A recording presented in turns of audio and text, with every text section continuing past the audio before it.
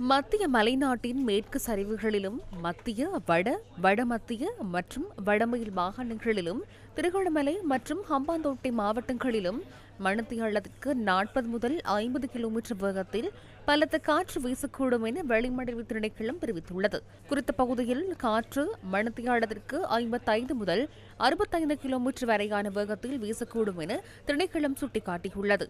எனவே வங்காள விரிகுடாவின் ஆழ்கடல் பகுதியில் பயணிக்கும் போது மிகுந்த அவதானத்துடன் செயற்படுமாறு மீனவர்களுக்கும் கடற்சார் தொழிலாளர்களுக்கும் வளிமண்டலவிய திணைக்களம் அறிவுறுத்தியுள்ளது.